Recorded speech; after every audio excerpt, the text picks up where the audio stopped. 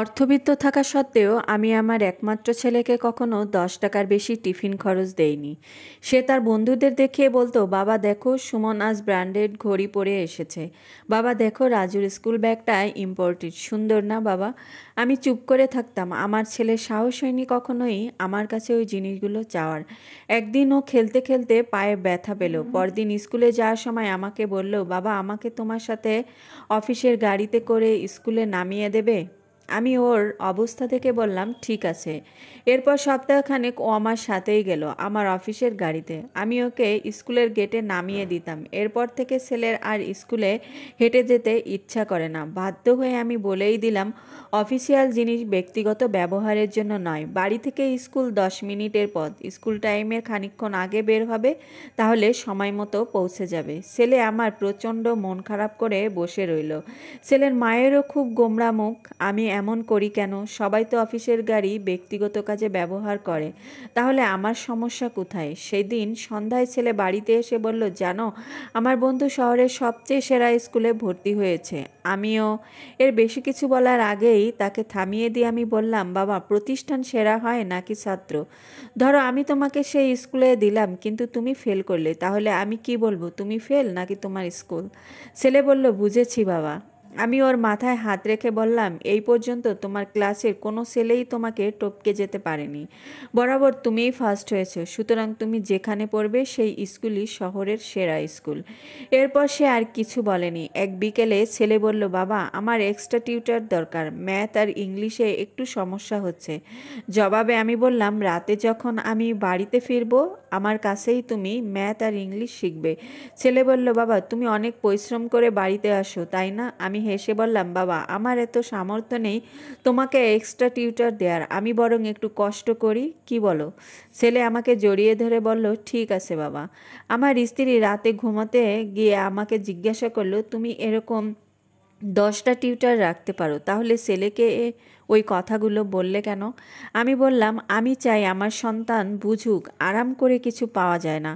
মানুষের জীবনে অভাব আসলে তা কিভাবে মোকাবেলা করতে হয় সেটা শিখুক।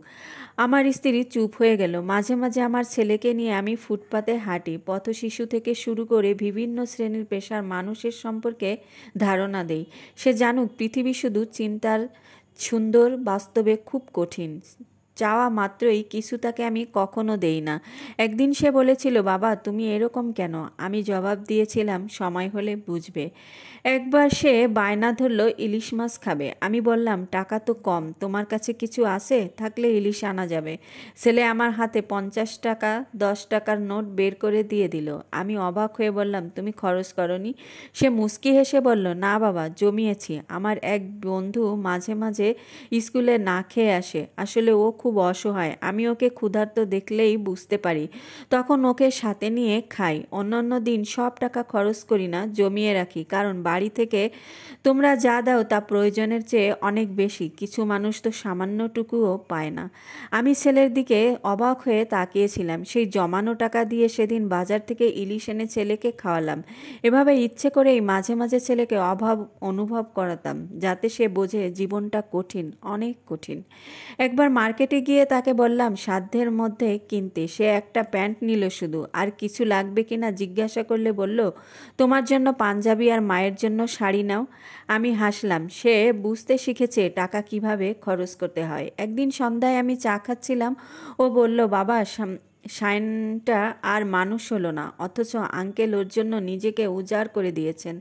যখন যা চেয়েছে তাই পেয়েছে। আমি ছেলেকে বললাম, আমি তো তোমাকে কিছুই দিতে পারিনি। ছেলে আমার কোলে মাথা রেখে বলল, প্রতিটা চাহিদা পূরণ না করে তুমি শিখিয়েছ অভাব যেন স্বভাব নষ্ট না হয়। তুমি জীবনে যে শিক্ষা দিয়েছ তা সব কিছুর ঊর্ধ্বে। তুমি শিখিয়েছ অভাবকে কিভাবে ভালোবাসতে হয়। আমি এখন জানি আমার বাবার আমি ছাড়া আর কিছুই নেই, বাকিটা আমাকে গড়ে নিতে হবে। আমি সাধারণ জামা কাপড়ে হীনমন্যতায় ভুগি না, কারণ আমি জানি আমি একা। তোমার দেওয়া শিক্ষা আমি সারা জীবন ধরে রাখবো বাবা। চাওয়া মাত্রই পেয়ে গেলে আমি কখনো জানতামই না 50 দিন না খেয়ে টিফিনের টাকা জমালে 500 টাকা হয়। তুমি ছিলে বলেই সব কিছু সম্ভব হয়েছে। আমি মানুষকে মানুষের চোখে দেখি, আমি বুঝি জীবন কত কঠিন।